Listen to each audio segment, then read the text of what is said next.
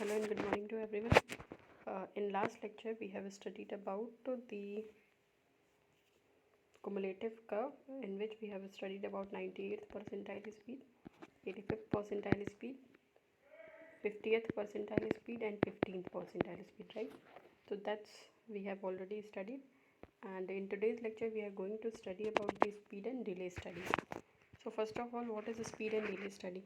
So uh, in this method, as the topic says, that is speed and delay. In this method we will find the travel time, that how much actually the vehicle takes time from one position to another, and to detect the spot of congestion, कि कहाँ कहाँ पर हमारे congestion के problem आ रहे हैं, तो हमें वो स्पॉट को डिटेक्ट करना है और वहाँ पर उसको रिड्यूस करना है. ठीक है, यानी ओवरऑल हम स्पीड एंड डिले में क्या पढ़ेंगे? ट्रैवल टाइम को कैलकुलेट करना, फाइंड आउट करना, और जो हमारे कंजेशन के स्पॉट्स हैं उनको डिटेक्ट करना. ठीक है, अब आ जाते हैं मेथड में. तो मेथड में हमारे पास सबसे पहला मेथड है floating car method, license vehicle number method, interview technique, elevated observation and photographic technique. तो हम वन बाय वन सबको पढ़ लेते हैं. तो सबसे पहले फ्लोटिंग कार मेथड के बारे में जानते हैं. जैसे क्या होता है कि जब भी हम किसी एक पोजीशन से अनदर पोजीशन तक जा रहे हैं, ठीक है, वन पोजीशन तो एक हमारा पोजीशन हो गया ओरिजिन का और दूसरा पोजीशन हो गया हमारा डेस्टिनेशन का. तो सपोज़ ये डिस्टेंस हमारी 10 किलोमीटर है और ये 10 किलोमीटर हम 15 मिनट में कंप्लीट कर रहे हैं. ठीक है, जस्ट टेक एग्जांपल कि 15 मिनट में ये 10 किलोमीटर ट्रैवल टाइम इसका एक्चुअली ट्रैवल टाइम है. बट क्या हो रहा है कि ओरिजिन से डेस्टिनेशन तक पहुंचने में व्हीकल को 25 मिनट लग रहा है. ठीक है, तो ये जो हमारा रेस्ट 10 मिनट है, ये 10 मिनट का डिले जो हुआ, क्योंकि एक्चुअली टाइम तो हमारा 15 मिनट है और व्हीकल हमारी 25 मिनट में जा रही है. तो ये जो हमारा 10 मिनट का बीच में डिले हो रहा है, वो क्यों हो रहा है? ठीक है, तो ये हो प्रोबेबिलिटी क्या क्या बनती है? प्रोबेबिलिटी हमारी ये बनती है कि प्रोबेबली कहीं पर हमारा ट्रैफिक कंजेशन ज़्यादा होगा, ट्रैफिक की वजह से हमारा लेट ऑब्वियस है वो होना ही है. तो हम क्या करेंगे, उसी पोजीशन को डिटेक्ट करेंगे और उसको हम सॉल्व करने की कोशिश करेंगे. तो इसको सॉल्व करने के क्या क्या टेक्निक है, तो वही मेथड्स जो है वो हमें पढ़ने हैं. तो पहला मेथड है हमारा फ्लोटिंग कार मेथड. सपोज़ मान लीजिए कि हमारा पेवमेंट जो भी रोडवे है, ठीक है, और इसमें हुआ क्या कि फ्लोटिंग कार टेक्निक में नंबर ऑफ़ व्हीकल जो हैं वो हमारे मूव कर रहे हैं. उसी में हम एक ऑब्जर्वेशन व्हीकल जो है, जिसमें एक ऑब्जर्विंग टीम होगी, वो इस रूट को फॉलो करेगी और फिर हम लोग वहाँ से ये चीज़ को देखने का कोशिश करेंगे कि कहाँ पर हमारा ट्रैवल टाइम ज़्यादा लग रहा है या फिर कहाँ पर कंडीशन की प्रॉब्लम आ रही है. ठीक है, तो ये एक ऑब्जर्विंग टीम के साथ हम लोग इस चीज़ को कर सकते हैं. अच्छा, उसके बाद आता है हमारा लाइसेंस प्लेट और व्हीकल नंबर मेथड. दूसरी चीज़ हम क्या करते हैं कि ये हमारा स्टार्टिंग पॉइंट है, ये हमारा एंड पॉइंट है. ठीक है, इतने में हम देख रहे हैं. ऐसे में क्या करेंगे कि ऐसे में करेंगे क्या कि सपोज़ मान लेते हैं कि हम यहाँ पर व्हीकल्स को जो है बारी बारी से जा रहे हैं. हमने क्या किया कि हम कोई टीम मेंबर हमारा नहीं जाएगा. स्टार्टिंग पॉइंट पे और एंड पॉइंट पे हम क्या करेंगे, ले लेंगे व्हीकल का जो भी हमारा नंबर प्लेट होगा, वहाँ से हम उसको नोट डाउन करेंगे और एंड पे नोट डाउन करेंगे. ये देखेंगे कि स्टार्टिंग में वो कहाँ से चला था, कब चला, और एंड पे वो कब पहुँचा. तो ये जो हमारा बीच का ट्रैवल टाइम होगा वो कहलाएगा हमारा लाइसेंस प्लेट या व्हीकल नंबर मेथड. मतलब इस टेक्निक से हम ये पता कर लेंगे कि उसका ट्रैवल टाइम कितना लगा और एक्चुअली में उसको कितने मिनट का डिले हुआ. ठीक है. अच्छा, थर्ड मेथड है हमारा इंटरव्यू टेक्निक. दूसरा काम हम ये कर सकते हैं कि जो भी हमारा, जैसे हमें कुछ वेल नोन हम जब भी रोड यूज़र होता है, अगर वो रेगुलर रोड यूज़र है तो उसको एक आइडिया होता है कि इस जगह पर हमें ट्रैफिक मिलने की प्रोबेबिलिटी है. ठीक है, तो हम क्या करते हैं, एक इंटरव्यू टेक्निक करते हैं. ठीक है, इंटरव्यू कर लेते हैं. इंटरव्यू जो भी हमारे रेगुलर रोड यूज़र होते हैं, जिनका बराबर उस रोड पे आना जाना होता है, हम उनका एक इंटरव्यू ले लेते हैं. उनसे हम प्रॉब्लम को जानने की कोशिश करते हैं कि उन्हें कहाँ कहाँ पर प्रॉब्लम को फेस करना पड़ता है. ठीक है, एक ये टेक्निक हो गई हमारी. ओके, देन आता है हमारा एलिवेटेड ऑब्जर्वेशन. अब इसमें हमें किसी भी टीम मेंबर की ज़रूरत नहीं है। जैसे मान लीजिए हमने कोई एक ड्रोन, जैसे ड्रोन कैमरास होते हैं उस तरीके की हमने कोई मतलब डिवाइस जो है हम उस पर्टिकुलर एरिया में क्या करते हैं, मूव करते हैं, ठीक है। और वहाँ से हम वो जो ड्रोन कैमरा होता है वो हमारा रिकॉर्ड कर लेता है और उसको हम बाद में देख सकते हैं कि हमें कहाँ कहाँ पर प्रॉब्लम आ रही है। Okay, next last technique is photographic technique. अब इसमें हम क्या करते हैं, कोई भी एक टीम मेंबर जाता है और जितने भी हमारे कंडीशन पॉइंट्स होते हैं उन सब जगहों की फ़ोटोज़ ले लेता है, ठीक है। तो ये हमारी फोटोग्राफिक टेक्निक हो गई। तो इस तरीके से हम स्पीड और डिले का पता कर सकते हैं। अच्छा जी, अब आ जाते हैं हम ओरिजिन एंड डेस्टिनेशन पे। Origin and destination study. तो सबसे पहले ओरिजिन एंड डेस्टिनेशन क्या होता है, तो और इसमें हम क्या चीज़ पढ़ते हैं। जैसे मान लीजिए कि हम किसी भी नए जगह का हाईवे फैसिलिटी प्लान कर रहे हैं, बिल्कुल न्यू जगह है, तो हम वहाँ पर अगर कोई न्यू हाईवे फैसिलिटीज़ को प्लान करते हैं या फिर कोई हमारा एग्जिस्टिंग सिस्टम है, ऑलरेडी हमारा एग्जिस्टिंग रोड है, उस पर हम कुछ इम्प्रोवाइजेशन करना चाह रहे हैं, कुछ इम्प्रूवमेंट उस पर चाह रहे हैं, तो उसके लिए हम लोग क्या करते हैं, ओरिजिन एंड डेस्टिनेशन, जिसको OND बोलते हैं, ओरिजिन एंड डेस्टिनेशन स्टडी हम उसकी करते हैं, ठीक है। अब इसमें करना क्या होता है, इसको मतलब करने के मेथड्स कितने हैं। तो इसमें भी है हमारे road side interviews, license plate number, return post card, tag और कार, लास्ट है हमारा होम इंटरव्यू। इसमें भी हम लोग क्या करेंगे, जैसे मान लीजिए कि अगर कोई हमारी एग्जिस्टिंग रोड है, ऑलरेडी एग्जिस्टिंग है और उस पर कुछ इम्प्रोवाइजेशन करना चाहते हैं, तो हम इंटरव्यू वगैरह लेके, कुछ हमारे रोड साइड इंटरव्यूज़ लेके, होम इंटरव्यू लेके हम इस प्रॉब्लम को टैकल कर सकते हैं कि हम वहाँ के जो भी स्थानीय लोग होते हैं उनसे जानते हैं कि क्या क्या प्रॉब्लम जो है इस पर आ रही है, क्योंकि वो ऑलरेडी एग्जिस्टिंग रोड है। अच्छा, अगर हमारा रोड जो है वो एग्जिस्टिंग नहीं है, वो न्यू है, ठीक है, न्यू है, तो ऐसे में क्या करेंगे कि हम जो है वहाँ का पूरा हम एक्चुअली में उसका ट्रैवल टाइम निकालेंगे, जो भी हमारा ओरिजिन, जैसे मान लीजिए कि ये हमारा ओरिजिन पॉइंट है और ये हमारा डेस्टिनेशन पॉइंट है, तो ये ओरिजिन से डेस्टिनेशन के बीच का डिस्टेंस हमें पता होगा, तो हम टाइम जो है निकाल लेंगे कि एक्चुअली में हमें कितना ट्रैवल टाइम लगना चाहिए, ठीक है। तो ये हो जाएगा हमारा ओरिजिन एंड डेस्टिनेशन स्टडी में। अच्छा जी, अब हम आ जाते हैं डिज़ायर लाइन पे कि डिज़ायर लाइन क्या होती है। तो जो हमारी डिज़ायर लाइन होती है वो क्या है हमारा, ये एक तरीके का स्ट्रेट लाइन है। अब इसमें भी हम एक ओरिजिन मान लेते हैं और एक ये डेस्टिनेशन मान लेते हैं। तो ये जो हमारी डिज़ायर लाइन होती है ना, ये हमारी एक तरीके की स्ट्रेट लाइन है जो कि ओरिजिन को डेस्टिनेशन से कनेक्ट करती है, ठीक है। मतलब ओरिजिन और डेस्टिनेशन को जो स्ट्रेट लाइन कनेक्ट करेगी उसी को हम क्या कह देंगे, डिज़ायर लाइन। अब देख लेते हैं एक बार इसके बारे में। जैसे क्या होता है कि अगर हम बात करें ओरिजिन से डेस्टिनेशन को कनेक्ट करने की, तो एक तो हमने ये स्ट्रेटली कनेक्ट कर दिया, बाकी हो सकता है कि कुछ अलग पाथ भी हमारे पास अवेलेबल हो, एक जगह पे जाने के कई रास्ते हो सकते हैं। तो मान लीजिए ये एक रास्ता हो गया, एक रास्ता कुछ ऐसे करके जा रहा है, ठीक है, कई सारे रास्ते हैं, लेकिन हम कौन से रास्ते को प्रेफर करते हैं, जो हमारी शॉर्टेस्ट डिस्टेंस होती है। एक जो हम सब रोड यूज़र हैं और हम सब जब रोड से ट्रैवल करते हैं तो हम इफ़िशिएंट रोड और ये देखते हैं कि हमारा शॉर्टेस्ट डिस्टेंस क्या हो, कौन से रोड से हम जल्दी पहुंच जाएंगे। तो वो जितनी जो हमारी जल्दी पहुंचने वाली होती हैं रोड, वो नॉर्मली स्ट्रेट रोड होती हैं, ठीक है। तो ये हमारा ओरिजिन एंड डेस्टिनेशन हो गया और इसको कनेक्ट करने के लिए जो स्ट्रेट लाइन जो कनेक्ट करता है इसको, वही हमारी क्या कहलाती है, डिज़ायर लाइन, ठीक है। यानी कि अगर डिज़ायर लाइन को हमें अगर हमें इसको हमें अगर डिफ़ाइन करना हो तो हम ये कहेंगे कि it is the straight line which is connecting origin to destination, या which is connecting origin and destination, origin और डेस्टिनेशन को कनेक्ट करता है, ठीक है। अच्छा, अब आ जाते हैं इसके width of the desire line पे।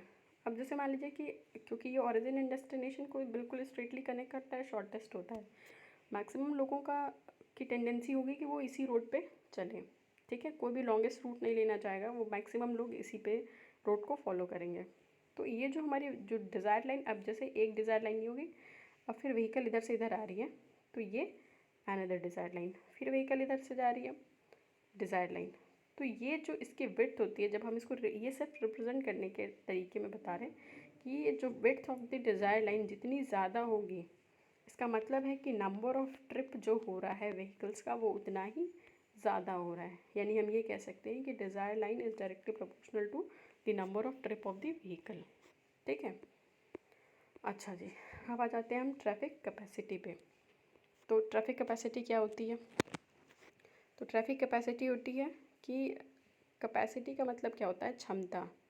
यानी कि हम ये कह सकते हैं कि it is the ability of roadway to accommodate traffic volume. ठीक है, ये रोडवे की कैपेसिटी को डिफ़ाइन करेगा जिसमें ज़्यादा से ज़्यादा नंबर ऑफ़ व्हीकल जो है वो आ सकते हैं, एकोमोडेट हो सकते हैं, इकट्ठा हो सकते हैं। ठीक है, तो कैपेसिटी को अगर हमें डिफ़ाइन करना हो तो हम ये कहेंगे कि it is the ability of the roadway to accommodate the traffic volume.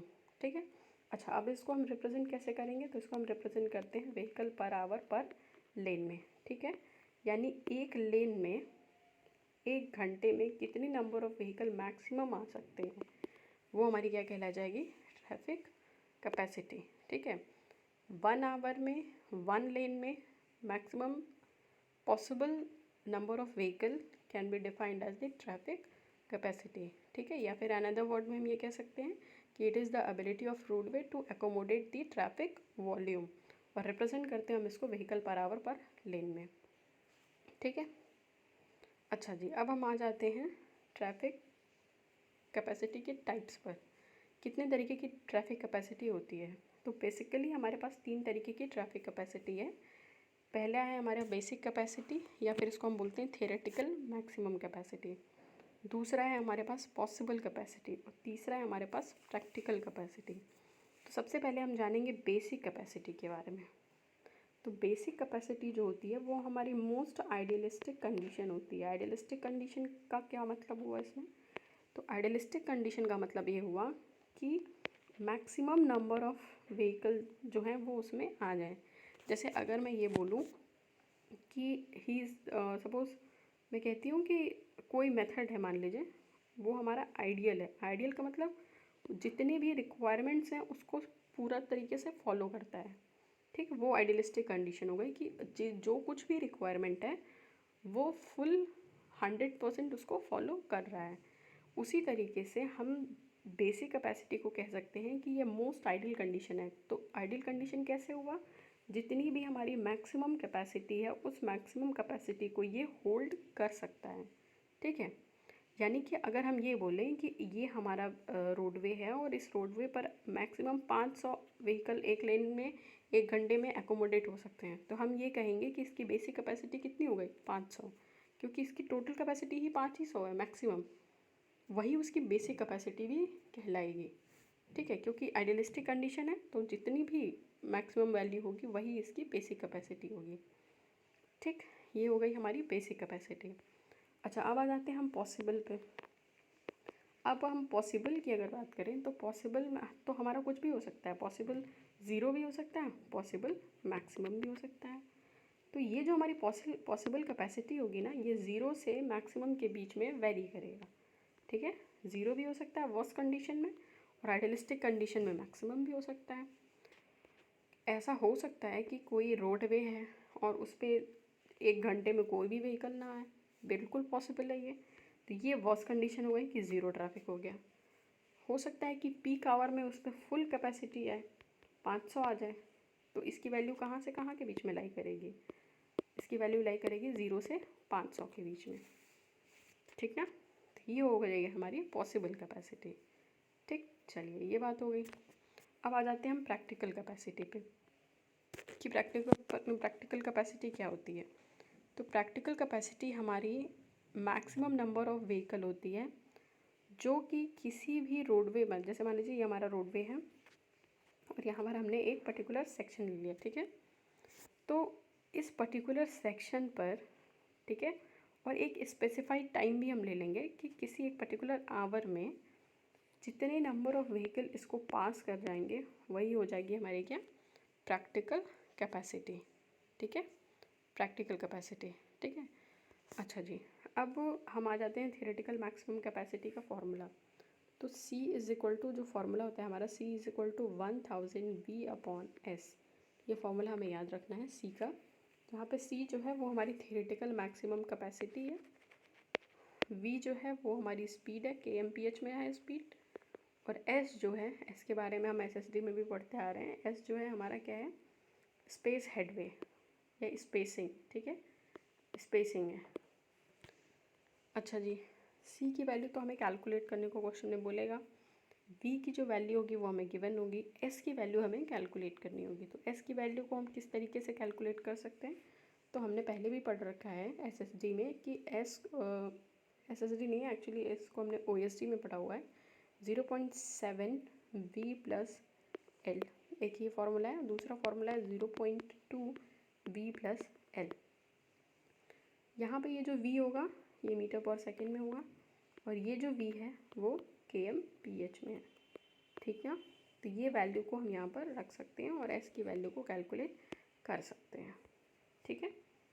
ये हमारी वैल्यू हो गई एस की, ठीक। अच्छा, तो अब हम इस पर एक फॉर्मूला क्वेश्चन ले लेते हैं। तो let's start the question.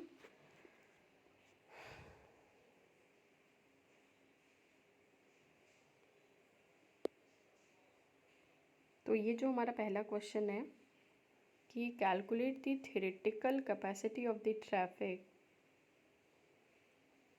With the one way traffic between speed of, यहाँ पर हमें v की वैल्यू दे रखी है 40 kmph, ठीक है। v इज़ 40 kmph और हमसे बोल रहा है कि assume the average speed gap between the vehicle length of vehicle is 5 metre. वैसे तो हम l की वैल्यू 6 मीटर लेते हैं क्योंकि वो हमारे यहाँ नॉन वैल्यूज़ हैं, मतलब। लेकिन यहाँ पर क्योंकि हमको क्वेश्चन में l is equal to 5 metre दे दिया, तो हम l इज़ इक्वल टू 5 पे ही इसको सॉल्व करेंगे। तो सबसे पहला काम हम क्या करेंगे, फार्मूला कैपेसिटी का हमें पता ही है, ये है हमारा 1000 v अपॉन एस, ये फॉर्मूला है। एस की वैल्यू को कैलकुलेट करेंगे तो s is equal to 0.2 v plus l ले रहे हैं हम यहाँ पे। तो 0.2 इंटू वी की जगह पे 40 प्लस एल की जगह पे 5, ये वैल्यू आ गई हमारी 13 मीटर, ठीक ना। 13 मीटर आ गई। अच्छा, अब L is equal to 13 metre आ गई, तो C is equal to 1000 into V की जगह पे क्या रख देंगे 40 अपॉन एस की जगह पे क्या रख देंगे 13। यहाँ से हमारी वैल्यू आ जाएगी 3076.92 व्हीकल पर आवर पर लेन, ठीक है। ये हमारी कैपेसिटी की वैल्यू आ गई। ओके, तो ये हमारा रहा कैपेसिटी के बारे में। अब एक और चीज़ हम जान लेते हैं, पैसेंजर कार यूनिट, जिसको हम PCU बोलते हैं, पैसेंजर कार यूनिट। अब हम आ जाते हैं कि ये PCU क्या होता है। तो सबसे पहले इसकी डेफिनेशन देख लेते हैं। To convert the mix traffic condition to a standard vehicle unit PCU is used. जैसे होता क्या है कि जो भी हमारा पेवमेंट हम डिज़ाइन कर रहे होते हैं, जो भी रोडवे हमारा डिज़ाइन होता है, वो डिज़ाइन होता है हमारा किसके लिए, मिक्स ट्रैफिक के लिए। क्यों, क्योंकि यहाँ पर हर तरीके के व्हीकल के लिए अलग अलग क्लास ऑफ रोड नहीं है। जैसे साइकिल ट्रैक, ठीक है, पेडेस्ट्रियन वॉक के लिए हमारा हो गया, 4 व्हीलर्स के लिए अलग, बसेस के लिए अलग, इस तरीके की कोई रूट नहीं है। हमारे पास एक ही पेवमेंट है और उसी पे हर तरीके के क्लास ऑफ व्हीकल जो है उसी पे चलते हैं। तो अगर हमें हमें अगर सबको एक स्टैंडर्ड यूनिट में कन्वर्जन करना हो, तो उसके लिए हम पैसेंजर कार यूनिट का हेल्प लेते हैं। पैसेंजर कार यूनिट को सारे के बराबर रख लेते हैं और फिर हम सबको एक में ही, जैसे मान लीजिए कि अगर आपको कहीं पर v की वैल्यू मीटर पर सेकेंड में है, तो s की वैल्यू अगर आपको कहीं पे दी हुई है तो आप किलोमीटर में तो नहीं ले सकते, या r की वैल्यू किलोमीटर में नहीं ले सकते। जब हम यूनिट कन्वर्जन करते हैं तो हम सबको एक के बराबर रखते हैं, ठीक है, सबको एक ही यूनिट में रखते हैं ताकि हम उसको कैलकुलेट जो है वो कर सकें और एक्यूरेटली कैलकुलेट करें, ठीक है। उसी तरीके से जो हमारा रोडवे डिज़ाइन होता है वो मिक्स ट्रैफिक कंडीशन के लिए होता है, क्योंकि उस पर बसेस भी चल रही हैं, ट्रक्स भी चल रहे हैं, स्कूटर, मोटरसाइकिल, रिक्शा, टेम्पू, ठीक है, ये सारे व्हीकल्स चल रहे हैं। तो हमें क्या करना होगा, सारे व्हीकल्स को एक स्टैंडर्ड यूनिट में लाना होगा और तब जाके हम उनका कोई कंपैरिजन कर सकते हैं। तो वो जो यूनिट है जिसको हम मिक्स ट्रैफिक को एक स्टैंडर्ड यूनिट में लेके आ रहे हैं, वो यूनिट कहलाती है हमारी क्या, पैसेंजर कार यूनिट, यानी कि PCU। अच्छा, अगर हमें इसे कैलकुलेट करना हो PCU को, फॉर्मूला है हमारे पास, capacity of road when there are passenger car only divided by capacity of road when there are some vehicles of same class. अच्छा, अब इसको हम कैलकुलेट कैसे करेंगे पहले देख लेते हैं। तो सबसे पहले तो हम जो पीसीयू की वैल्यू है, ये पीसीयू है, ये पीसीयू की वैल्यू जो है सबको पहले हम एक वैल्यू में करेंगे। जैसे हम ये कह सकते हैं कि स्कूटर और मोटरसाइकिल को अगर हम पीसीयू में कन्वर्ट करें तो हम ये कहेंगे कि 0.5 पीसीयू के बराबर है, स्कूटर हो या मोटरसाइकिल, ये 0.5 पीसीयू के बराबर है। ठीक, इसी तरीके से अगर हम कार और ऑटो की बात करें, टेम्पो की बात करें, तो ये हमारा 1 पीसीयू के बराबर है। ठीक है, ये 1 पीसीयू के बराबर है। यानी अगर हम ये बोलें कि 1 कार इज़ इक्वल टू, ठीक है, 1 कार इज़ इक्वल टू, अगर देखें तो स्कूटर और मोटरसाइकिल क्या है, 1 कार जो है वो हमारा कार या उसके बराबर है, और मोटरसाइकिल क्या है, 0.5 है। ठीक है, इसके कंपैरिजन में 0.5 है। ठीक है ना। उसी तरीके से अगर हम कार और मोबाइल की बात, ऑटोमोबाइल या फिर और टेम्पो की बात करें तो इसकी वैल्यू क्या है, 1। साइकिल रिक्शा की बात करें तो इसकी वैल्यू क्या है, 1.5। बस और ट्रक कितने के बराबर है, 3 के बराबर है। हॉर्स ड्राइवन व्हीकल है वो कितने के बराबर है, 4 के बराबर है। स्मॉल ब्लॉक कार्ट है तो वो कितने के बराबर है, 6 के बराबर है। तो ये हमने क्या कर लिया है, ये अलग अलग क्लास ऑफ व्हीकल है। आप देख सकते हो scooter, motorcycle, car, tempo, cycle rickshaw, बस, ट्रक, ट्रैक्टर, सब अलग अलग क्लास ऑफ व्हीकल हैं। इनमें हम नॉर्मली कोई कंपैरिजन नहीं कर सकते हैं, लेकिन क्योंकि हमें एक यूनिट में कन्वर्ट करना है तो हमने इसको पीसीयू में कन्वर्ट कर दिया। तो हम ये बोल सकते हैं कि 1 car is equal to 0.5 scooter. ठीक है, या 1 car is equal to 3 truck. ठीक है, मतलब उसका 3 गुना हो जाएगा, सॉरी, वो 3 टाइम्स हो जाएगा उसका। 3 पीसीयू जो होगा वो 3 PCU for truck and buses जो होगा वो 1 ऑफ इसके बराबर होगा। ठीक है, तो ये हो गई हमारी पैसेंजर कार यूनिट के बाद। अब इसके बाद हम लोगों को पढ़ना है ट्रैफिक कंट्रोल डिवाइसेस। तो ट्रैफिक कंट्रोल डिवाइसेस जो है वो हम अभी नेक्स्ट वीडियो में उसको देखेंगे। ठीक है, okay, till then thank you so much and have a nice day. If you have any question then you can ask in comment section. Thanks for watching.